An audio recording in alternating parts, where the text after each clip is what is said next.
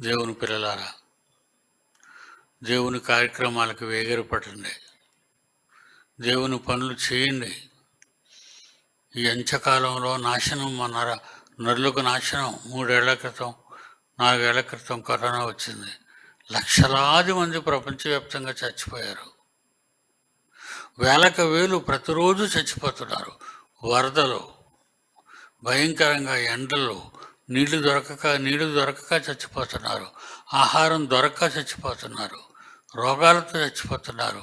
వైరస్లు, భయంకరమైన రోగాలు, తెగుళ్ళు వస్తున్నాయి భూమి మీదకి.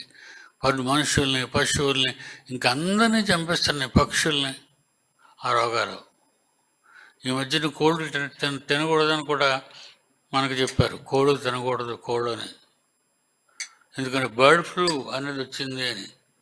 ఎంత భయంకరంగా ఉందో చూసారు ప్రపంచం. ఏది తింటే ఏది ప్రమాదం.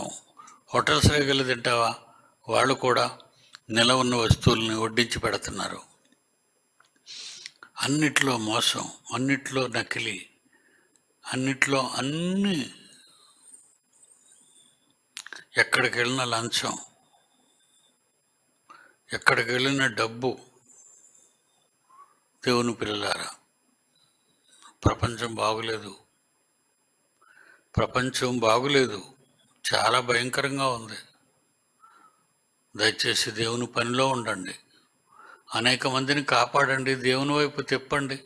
నక్షత్రాల్లా మీరు ప్రకాశిస్తారు అంటున్నాడు. మీ పేర్లు జీవగ్రంథమందు రాసుకున్నాడు అన్నాడు. మీకు మహాదూత అయినటువంటి మిఖాయేలు కాపలా ఇచ్చాను అన్నాడు. ఇంక మీరు ఈ లోకంలో దేనికి భయపడవలసిన పని లేదు. చక్కగా దేవుని కోసం నిలబడండి. దేవుని కోసం కార్యక్రమాలు జరిగించండి.